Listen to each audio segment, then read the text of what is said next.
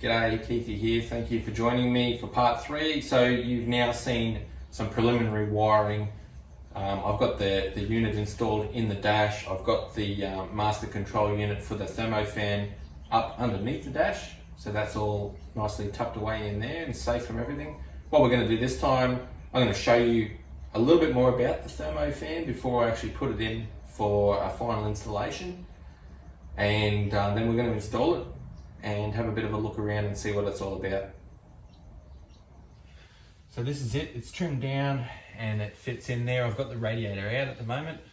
I'm going to get that pressure tested while I've got the chance. I've cleaned it up as you probably saw in the photo. Now I wanted to talk more about this BF, big single Thermofan, specifically that thermistor right there. So what that does is that's essentially in the Falcon that this came from, computer controlled to run the fan at low speed for normal operating, and when the ECU detects that the temperature's gone up, it kicks into high speed, so it eliminates that and goes everything it can give it. I wasn't going to run this, I haven't run it in the ute, but I thought I'd give it a little bit of a look at in the Range Rover, seeing as I have got that double pole double throw switch, so I can still run from that switch, the low speed in auto mode, and then when the fan needs to be kicked in for the temperatures coming up, the controller can bypass that and then run it at full speed. I'll show you what this fan does when you put it into low speed mode. So when you're using the thermistor, what we've got is we've got 3 pins in here, common ground. The middle one is runs off the thermistor, and then the other one runs at full speed, so everything you can get. Now I know from testing in my ute that these fans, they only draw about 18 amps at full power. To get them going takes a bit. So running in low speed, I'll be able to measure the current that it takes to run the fan at low speed, which I presume would probably only be about 5 or 6 amps. Maybe 8 or 9 at the most, very most. Low speed on this is 1400 RPM, and high speed I'm aware is 2800 RPM for that fan, and it blows some air. So I'll show you what it does in each of the speeds now. So first off, we'll do low speed. Just got it hooked up to the battery there just for this demonstration.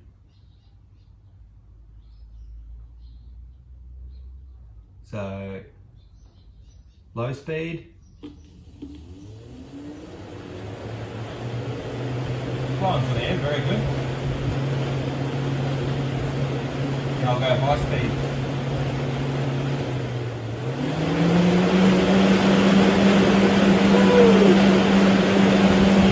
Pretty good. So that's moving a bit of air there. It would actually be quite nice to stand in front of that all day. So that just shows you the difference. This fan can be run at variable speed. Now I could really, if I wanted to be tricky, I could use a potentiometer and run full power, but use the potentiometer to vary the speed of the fan if I wanted to do it completely manual, but I don't want to. So I'll show you what I'm going to do now. I sort of just altered midway through, but I don't need any other gear to be able to take advantage of that low speed, and I'll show you why. Okay, so what you see here is the dual pole dual throw switch. It's wired up, ready to go. But with this slight change of plans, I'll use that thermistor on the Thermofan now. I've still got these 3 switches here that I can use to run the Thermofan or other various things that I want to run. So what I might do now is I will put the low speed control off auto mode. So when I'm running this fan, where'd we go? There we go.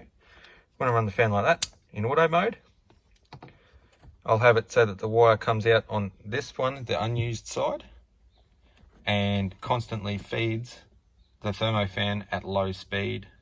So that'll be good for parked at traffic lights or just low speed, low demand things. It'll still keep air flowing through the radiator, which is a good thing.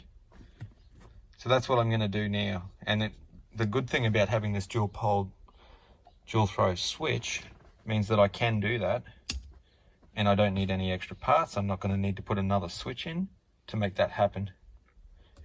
The way that I'm going to keep this switch is so that when I'm running it in manual, override mode essentially, it's at full speed only. When I run it in auto, the temp controller, which is going to be mounted up there, will take care of the high speed of the fan, and the low speed of the fan will run all of the time while that switch is in auto mode, as long as the ignition is turned on. So that should be a good thing. Now what I'll do, I'll probably leave that off just for the initial warm up of the car, because there's no need to use the engine fan for the first 2 or 3 minutes. And then once it's getting up to temp, I'll flick it on.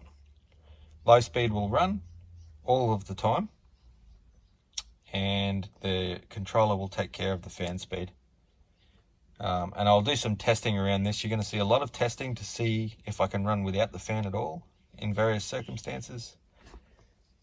So I can just turn it off whenever I like and have no fan running whatsoever. So that's pretty interesting stuff. I'm actually very excited to see how that goes. If it doesn't work, there's no love lost. Alrighty, so what that also means down here, as far as the wiring goes, there's not a lot that's actually too different. So I'm still going to run the 2 relays.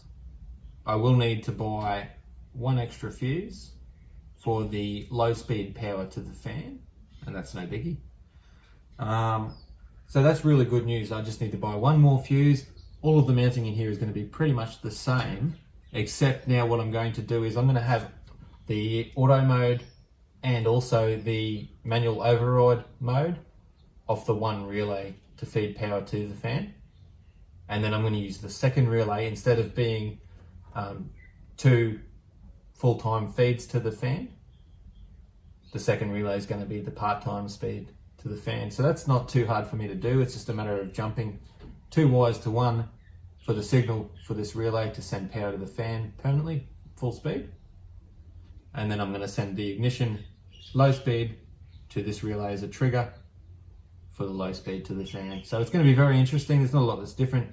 1 more fuse, very simple. Everything else is fused up there already, so that's not an issue. And I have got ignition power to that switch already, so it's going to be very interesting. We'll see how this goes. Okay guys, so we're getting much closer to being completed now. You can see I've got the fuses down here. This wire is for that little temp sensor that's got a screw in once the radiator's back in. The fan is in and mounted now, looking lovely. So obviously I've got the radiator out there still. I've got the C-Tech charging the battery at the moment. I've had it off for quite some time. And these are the relays for the fan. And this one here was my spotlight relay for the spotlights there. I just thought I'd neaten it up because the spotlight relay was attached down here somewhere by the previous owner. I thought I'd just neaten that up. So you can see the wires are down there. I've got to put some conduit around that yet. I've got them just cable tied together for now, but there's heat shrink on all of the joins. It's looking rather neat. Blue is power out to the fan. So we've got the negative straight to the fan there, and then positive fuse power to the fan. This one here is fused from the battery up to the controller or to the relay there for full-time fan mode. And the black relay is the low speed fan relay. So when the fan's running in low speed mode, it's going to use that relay to operate. So it looks a little bit neat, which is really good. I've got like a relay bracket there, so they're all sitting in like little capsule type things. So it's looking rather neat. Just put my conduit over all the wiring and I'll call that one done. I'll give you a little demonstration in a sec on how it all works. Okay guys, so let me take you into the car and I'll show you the finished product. So you can see there's my locker switch and there is the fan switch there. So it's got its 3 modes. So it's off at the moment. Obviously we're on ignition power. I've got the ignition turned on. In auto mode, fan just runs in low speed all the time. You'll see the controller has lit up. Current air temperature apparently 33 degrees. It's a lot hotter than that right now, I tell you that. Turn it off, and up is the manual mode. Fan runs in high speed. So I'll show you with the automatic mode what happens when it gets to its predetermined temperature. I've just set it pretty low at the moment, but I've got a cup of boiling water here So I'll sit you up here so you can see the fan. I don't know if you can see that. Oh, that's a bit low. So there's the fan. I've obviously not got the radiator in at the moment. So if I put this little temp sensor into this rather hot liquid, hopefully I hit the desired temperature and the fan will kick into high speed automatically.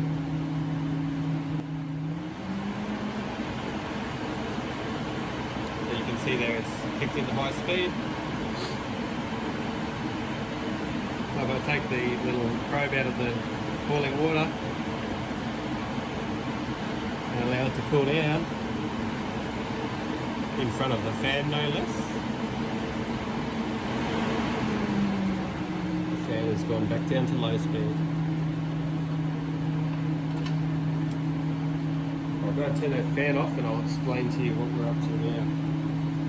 So what I've got to do now is I've got to remove the fan, put the radiator back in. I'm going to put the belt-driven fan back in, run a little device here so I can monitor the temperatures as it would normally run, and then use that data there to trigger when this fan comes on and off, and all will be well in the world, hopefully.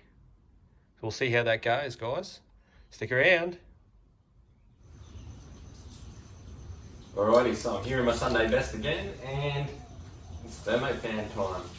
So what have I got here? I've got my rags, my towel, a bucket. So what I'm going to do, instead of draining the whole cooling system, I'm actually just going to take off this top hose here and drain it out from the top, because I only need to take the top hose off to allow this to fit in there, just to work the jigsaw puzzle. So I'm going to try and catch as much as I can. It'll be good for the environment. Take all this off, take the engine fan off, put it to the side, and then plug this bad boy in. Alrighty guys, so job done. I've bled the cooling system, fans in. Let's go and have a look, show you what we got.